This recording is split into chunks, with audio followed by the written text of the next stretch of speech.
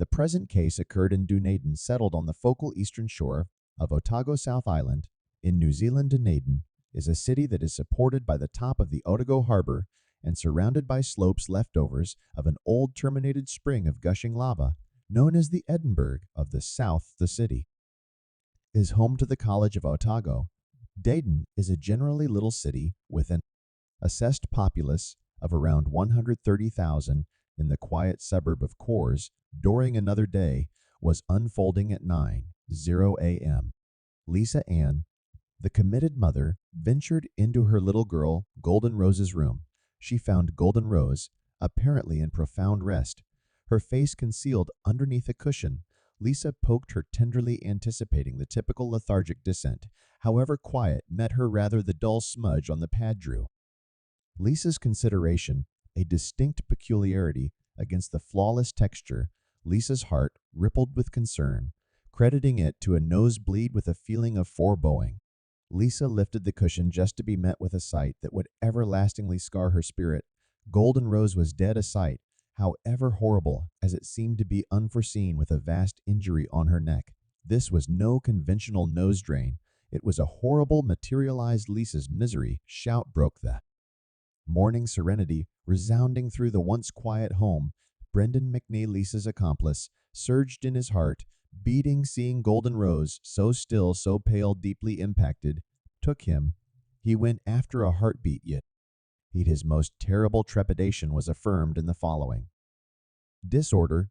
Jaden, Golden Rose's sibling, dialed the rescue vehicle, transforming the peaceful morning into a horrible. Golden Rose was something other than a grievous title. She was an energetic 16-year-old with dreams and goals. She worked at a nearby general store, saving each penny to get her most memorable vehicle. Her fantasy was to turn into a police canine overseer, a demonstration of her affection for creatures and her craving to serve her local area. She was an admirer of craftsmanship and the ocean inside, frequently investing her free energy outlining the lovely New Zealand scenes. Golden Rose had confronted her portion of difficulties. She passed on school a year sooner due to digital harassing, however enjoyed made harmony with her previous victimizers. She was cherishing life. Her mom would later agree that an impactful indication of the energetic soul that was stifled too early. The examination concerning Golden Rose's demise carried the police to her family's doorstep. They started by meeting her relatives, and her sweetheart Golden Rose's sibling Jaden returned home from work with his better half around 12:15 a.m. He saw the vital as yet hanging in the keyhole and the kitchen lights on, thinking it was left by his sister. He thumped on her entryway when she didn't answer. He expected she was Azel rest and withdrawn to his space to play computer games, ignorant about the misfortune that was unfurling nearby. Kristen Clark, Golden Rose's sweetheart, had been speaking with her on the night she passed on. She had sent him screen captures of a warmed trade with a 30-year-old specialist named Vened Scantha, concerned Clark. Ark proposed to get her, yet Golden Rose declined it. Was the last message she sent. Stressed Clark went to her home and thumped on her window in the early long periods of February 3rd. When there was no reaction, he left and sent her another message. Chantal Rush, Golden Rose's sister, got a message from Golden Rose the evening of her demise, which said, "Statement, I'm so irate." Chantal just saw the message the following morning and answered why, yet there was no reaction. Golden Rose had previously died. The examination report, completed by pathologist Dr. K. The White, uncovered the chilling subtleties of Golden Rose's last minutes. She had experienced a few injuries to her neck and throat. However, the most critical was an injury on the left half of her neck. This injury, estimated 110 mm long at post-mortem, and inside its profundities were wounds to different designs. These wounds incorporated a totally cut off eroded vein, harmed to other veins, and her windpipe, being for the most part cut off. The weapon had dove sufficiently deep to leave blemishes on the vertebrae. The injury had parted her left ear and ran past the foundation of the skull. It was this injury that had been the deadly blow. Dr. White assessed the injury to be around 5 to 6 km profound at its most profound point. it would have still required a couple of moments for Golden Rose to drain out. Such was the horrible idea of the assault. Golden Rose had experienced a few different wounds during the assault, including two cut injuries to the rear of the neck anyway. A large portion of these were shallow, and none would have been lethal on their own. The idea of the deadly injury demonstrated an upsetting truth. The individual who did this understood what they were doing. This was a determined demonstration of viciousness. As the subtleties of the dissection report were uncovered, the frightening truth of Golden Rose's last second sent shockwaves through the local area. The inquiry that spooky everybody was who might need to kill Golden Rose in such a merciless way, and who was. This man Golden Rose was contending with. The man being referred to was Dr. Vinod Scantha, a 30-year-old known as Vinnie Golden Rose, had met Scanth in mid-2017 through common companions when she was only 15 years of age. Scantha was known to solely spend time with young people, frequently facilitating gatherings at his home in Dunedin, where he gave liquor and, once in a while, medications to the high school visitors. Golden Rose had even examined moving in with Scanth, with her sister Chantal. Rush Chantal had examined her sister regarding output goals, finding it very odd that a 30 or more year old man would need teens moving in with him. Yet Golden Rose was not worried. She saw Scanth as a mentor and was amped up for the possibility of residing with a specialist. She had even utilized Sweep's visa to make a web-based buy. Dismissing it was only a couple of dollars that he wouldn't see Chantal anyway. Was stressed. She proposed to Golden Rose that Scantha may be situating himself as a friendly benefactor, and that it very well may be an instance of preparing in a later discussion. Golden Rose referenced wanting to go to Sweep's home with her mom to attempt to get cash out of him, or she would go to the police. Was she extorting him for cash? As the police dug further into Scanth, the upsetting picture started to arise. Scantha was an alum of the College of Auckland Clinical School and was functioning as a lesser specialist at Dunedin Emergency Clinic. At that point anyway, his way of behaving had been weakening all through 2017 as his liquor utilization expanded. He had even gone up to work inebriated and treated a patient while impaired. He had barely tried not to be terminated for horrible showing in July 2017 by deceiving his supervisors that his mom had passed on. Startlingly, Sweep's undeniably flighty way of behaving had driven him into struggle with his companions. One companion, all right. Connor wound up in a battle with Scantha over how he was treating a few ladies' companions.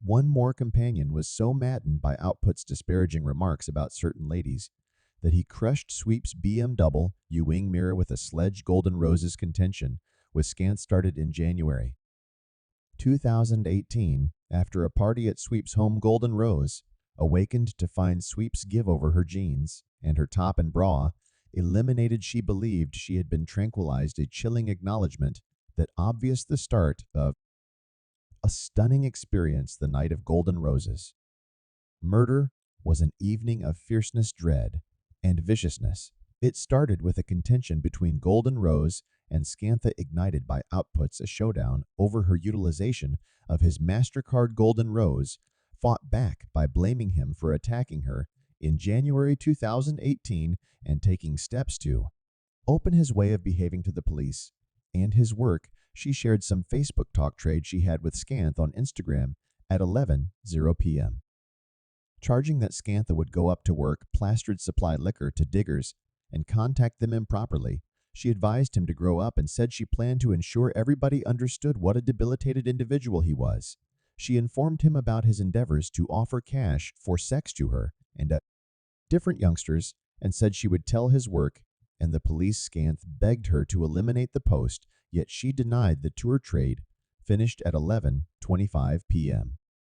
with Golden Rose telling Scanth, "I truly want to believe that you pay for itself, and I want to believe that you nod off around evening time, loathing yourself." Golden Rose's post grabbed the eye of Sweep's teen companion, a 16-year-old who can't be named. He cautioned Scanth of the post and sent him a screen capture. Scanth was enraged and stressed that he would lose his employment and his clinical permit. He called his companion before different teens and said he would come and pick him up at 1139 p.m. A silver BMW having a place with Scano was caught on CCTV driving towards the Glen in Dunedin, where his companion was holding up the vehicle, drove past the camera. Again, probably in the wake of getting his companion, the companion later depicted Scantha as sensibly chill not. Apprehensive, the companion drove Scantha in his BMW to Golden Rose's home and drew the format of her home on the vehicle's dashboard. He told Scantha where the extra house key was held under a Buddha sculpture outside the front entryway. His story meaned and changed through his police interviews, and over the 3 days he spent in the observer confine dressed dim apparel and wearing gloves, Scanth entered Golden Rose's Clariston Road home utilizing the extra key. He advanced toward her room, where he went after her with a kitchen blade from his home. He cut off her consumed vein and made harm her spine and windpipe with a solitary blow. He likewise caused a few different injuries to her neck and throat. When he rose up out of the house, he was conveying Golden Rose's telephone permit and a blood-splashed blade. He had a quickly reducing window to comment. The wrongdoing Golden Rose's sweetheart, Kristen Clark, had shown up after 12 p.m. and thumped on her window. However, there was no reaction. Golden Rose's sibling, Jaden, and his better half had gotten back from work around 1210 a.m. In the event that Scanth had dithered a couple of additional minutes, he would have been seen by 3 observers. Scanth took Golden Rose's telephone, expecting that the implicating discussions about his way of behaving might in any case prompt his profession being obliterated. However, he, coincidentally, enacted its camera capability soon after 12 p.m.